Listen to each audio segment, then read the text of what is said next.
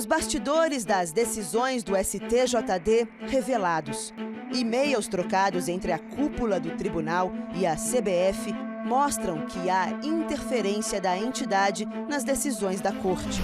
Em pelo menos um caso em que a reportagem teve acesso, o procurador do órgão, Paulo Schmidt, orientou um auditor a punir um clube para atender aos interesses da CBF.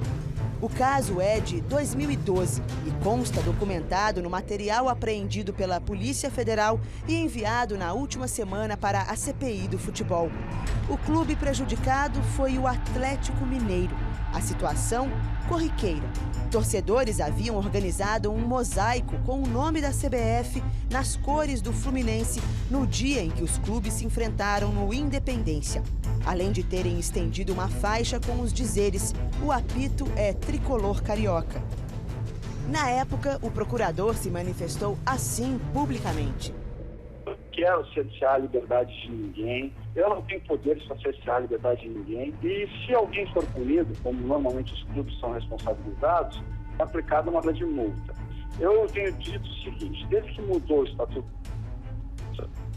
essa figura no artigo 13A da proibição das faixas, ações que possam gerar alguma potencialidade de violência ofensivas, com conteúdos ofensivos, inclusive de natureza racista ou xenófobo, nós somos obrigados a oferecer denúncia. Mas não é uma coisa que a gente venha fazendo direcionada ou sem critério. É cumprindo rigorosamente o que tem na lei. Mas em e-mails para a CBF foi dessa forma. Iremos denunciar com vistas à interdição do estádio do mandante. Uma coisa é certa: não vamos nos intimidar por opinião de parte da imprensa, blogueiros, esculhambadores de plantão. Escreveu Paulo Schmidt para Carlos Eugênio Lopes, diretor jurídico da CBF, e para Marco Polo Del Nero, então presidente da Federação Paulista de Futebol e vice da entidade. Schmidt respondia a e-mail enviado inicialmente pela CBF, com fotos dos torcedores protestando. Mas a orientação do procurador não surtiu efeito. E a primeira Câmara Disciplinar inocentou o clube, ato que fez Paulo Schmidt se indignar em novos e-mails à CBF.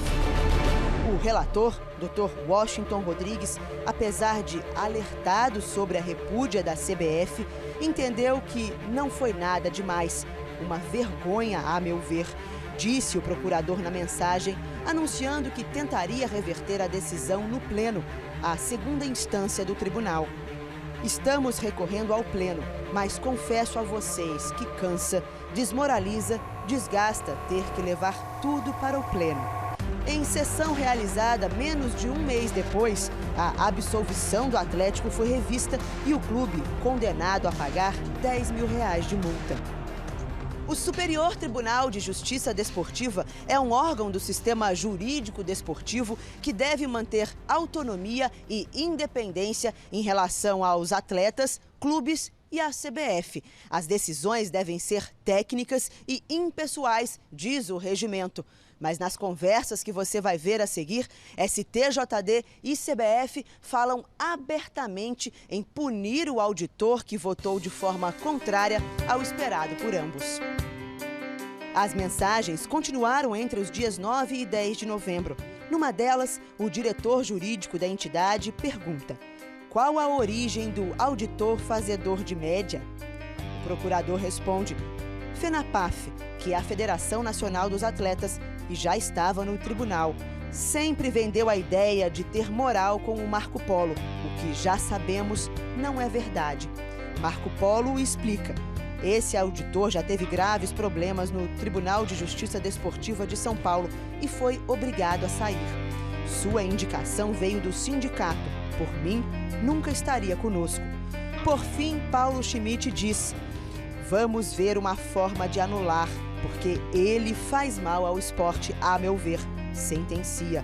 Completando depois sobre o encontro entre ele e o dirigente nos Estados Unidos. Grato novamente pelo convite a Nova York. Devo chegar no dia do jogo e podemos falar sobre alguns temas, inclusive esse. Procuramos o auditor citado nos e-mails. Procuradoria, ela não está para defender os interesses da CBF, ela está para defender os interesses do desporto. É aterrador isso. Então, na esfera desportiva, eu acho que isso que é extremamente grave pelo menos para a figura do procurador, né? Porque a isenção dele tem que ser total em relação a isso. Ele não pode estar vinculado à CBF, aos clubes ou aos árbitros, que ele oferece as denúncias em relação a isso. Paulo Schmidt negou que tenha atuado para favorecer a CBF. Disse que não há dúvidas de que ele não interfere no tribunal.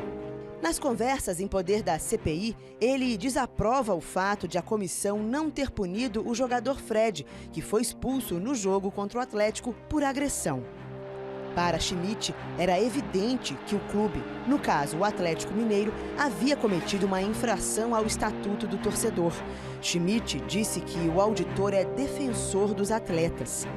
Numa mensagem para Marco Polo e Carlos Eugênio Lopes, criticou. O atleta Fred também restou absolvido, mas até aí nenhuma novidade. Dá para contar nos dedos um atleta que tenha sido punido pelo Sr. Washington nesses anos todos do tribunal. Afinal, ele se acha representante dos atletas na corte.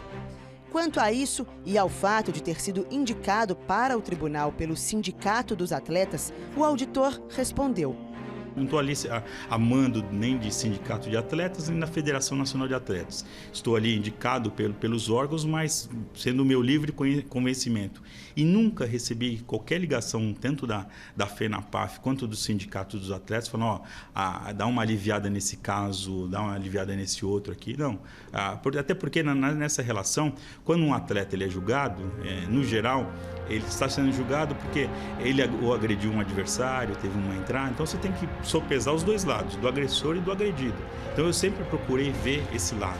Eu continuo julgando os processos do meu jeito, não sendo fazedor de média, mas tentando ser um fazedor de direito. É isso que eu tento fazer lá. A CPI ainda não informou o que vai fazer em relação ao conteúdo obtido nos e-mails.